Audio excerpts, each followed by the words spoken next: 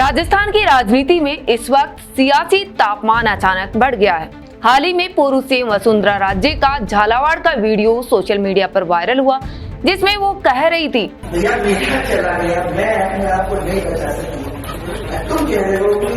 लोग मुझसे कहते हैं मेरा काम नहीं हुआ, करवाओ, लेकिन भैया मैं अब नहीं लड़ सकती। जब मेरा ही चला गया और मैं खुद को नहीं बचा पाई तो तुम्हारे लिए क्या कर सकती हूँ।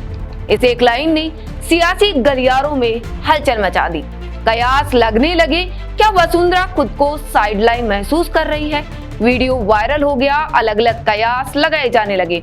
इस बयान पर बीजेपी प्रदेश अध्यक्ष मदन राठौड़ ने तीखा लेकिन ठेठ राजस्थानी अंदाज में जवाब दे दिया।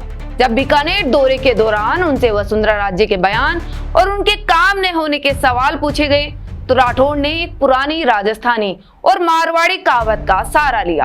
उन्होंने कहा, चिट्ठी चूर चूर करे मांगे दाल और घी, मोदी सु कुण झगड़ो करे चिट्ठी खाने नाल। इसका मतलब ये है, सूखी रोटी को भी चूर चूर करके उसमें खूब सारी दाल और घी डालकर आनंद से खाना चाहिए, यानी जो कुछ मिला उसे अच्छा बनाकर उसका सुख लेना चाहिए। इस कहावत का सार है, जिससे हमारा भरण पोषण होता है उससे भला झगड़ा क्यों मोल लिया जाए। अगर उससे झगड़ा किया तो फिर रोटी किसके साथ खाएंगे। साथ ही मदन राठौड़ ने इस कहावत के जरिए वसुंधरा राजे को नसीहत भी दे दी। मैसेज ये है, जो कुछ पार्टी में मिला है या वर्तमान स्थिति है उसमें संतोष कर लेना चाहिए, उसे बेहतर बनाकर काम करना चाहिए और अनावश्यक झगड़ों से बचना चाहिए।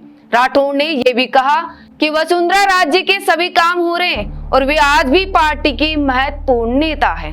साथ ही उन्होंने ये भी इशारा किया कि हर बार सीएम पद मिलना जरूरी नहीं है। मदन राठौड़ के बाद जब यही सवाल झाबर सिंह खर्रा से किया गया तो उन्होंने भी कह दिया, राजनीति चंचल क्षेत्र है, इसमें कब किसका उदय हो जाए और किसका सितारा डूब जाए पता नहीं। राजनीति में उम्मीद सब करते हैं लेकिन मिलता सबको नहीं।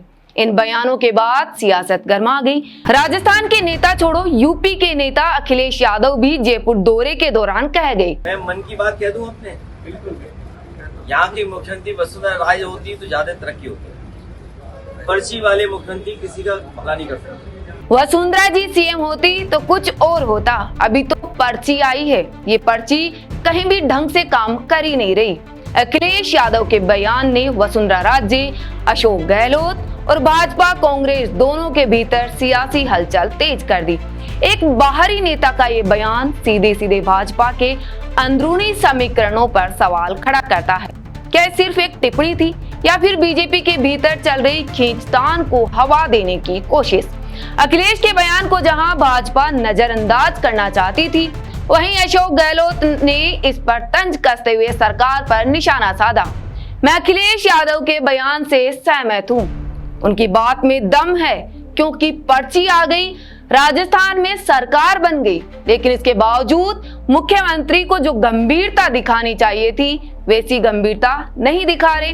वे दौरे करने में लगे हुए, मीडिया में छाए रहते हैं, उनके सलाहकार मीडिया वालों को धमकाते हैं। अब सवाल ये है, क्या ये सिर्फ राजनीतिक तंज है या फिर कांग्रेस भाजपा के अंदरूनी मतभेदों को भुनाने की कोशिश कर रही है। विवाद बढ़ने के बाद पूर्व सीएम वसुंधरा राजे खुद सामने आकर बात क्लियर करती है। उन्होंने बताया, तो उसमें मैंने कुछ बोला और वो बात मैंने बिल्कुल आउट ऑफ कॉन्टेक्स्ट सब ली गई है। इशू था 4 लेन हाईवे का। मेरे पास कुछ लोग आए कि 4 लेन हाईवे बन रहा है और उसका बाईपास हमारे ज़मीन के अंदर से निकल रहा है, कि आप इसकी अलाइनमेंट को बदल सकते हो, प्लीज़ आप बदलवाओ। मैं उनको समझाने की कोशिश कर रही थी कि धौलपुर में मेरे घर के सामने नेशनल हाईवे निकली है। वो 2 दिन पहले कामखेड़ा बालाजी के दर्शन करने के लिए बारा पहुंची थी, जहां उनके बेटे और सांसद दुष्यंत सिंह की यात्रा शुरू होनी थी। इस दौरान 4 लेन नेशनल हाईवे के अलाइनमेंट को लेकर कुछ लोगों ने उनसे मांग की। इस पर उन्होंने उदाहरण देते हुए समझाया था कि धौलपुर में उनके मकान के सामने से नेशनल हाईवे निकला तो उन्हें भी अपनी दीवार पीछे करनी पड़ी थी। जब वे अपनी जमीन नहीं बचा पाई तो दूसरों के लिए नियम कैसे बदल सकती है। राज्य ने स्पष्ट किया, ये केवल संवाद था, पद को लेकर कोई चर्चा नहीं हुई।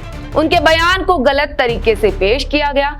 कुछ लोग हमारे संवाद को तोड़ मरोड़ कर पेश करते हैं, ये षड्यंत्रकारी लोग हैं। ये लोग कभी सफल नहीं होंगे। भगवान की दया और लोगों के प्यार से मुझे नहीं लगता ये कभी सक्सेस होंगे। मैंने कभी पद की बात नहीं की। अब सवाल है, क्या भाजपा इसे अंदरूनी मतभेद मानने से बच रही है? राजस्थान की राजनीति में 3 बड़े सवाल खड़े हो गए। क्या भाजपा के अंदर सब कुछ ठीक है? क्या वसुंधरा राजे अभी भी सत्ता समीकरणों में अहम है? और क्या विपक्ष इस मौके को बुनाने में सफल होगा? फिलहाल बयान जारी है, तन जारी है और सियासत का पारा चढ़ता जा रहा है। देखना दिलचस्प होगा कि ये सियासी हलचल आगे चलकर किस बड़े बदलाव का संकेत देती है।